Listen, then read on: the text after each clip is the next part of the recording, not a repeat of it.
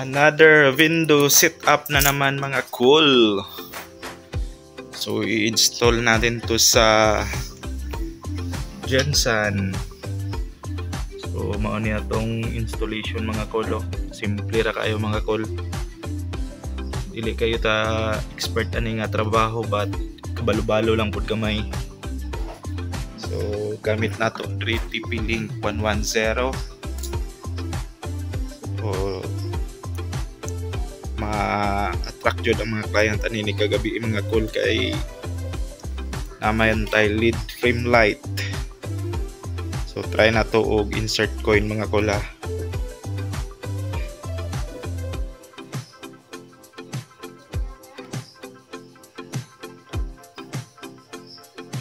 Try na to insert coin.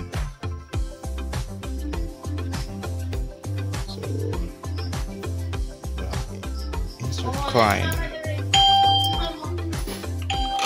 Oy. So nag-credit siya 1 peso. Another 1 peso.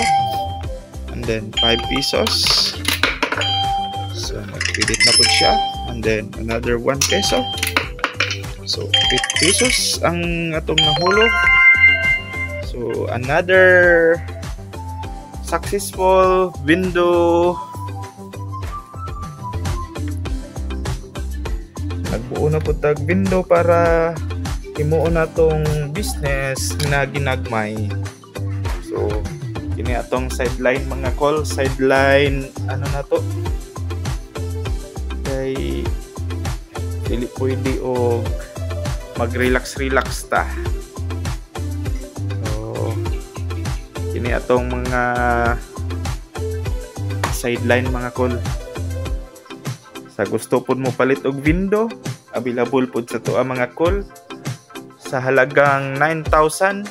Pwede na ta magka-window. Kung naka-internet, pwede kaayo. Muna tong gamit ng modem diri call kay wala may fiber connection diri, sim base akong gamit diri.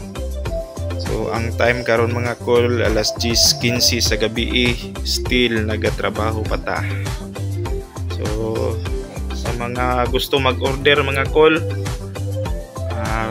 message lang ta no.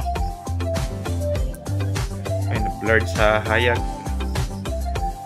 So thank you so much. Bye.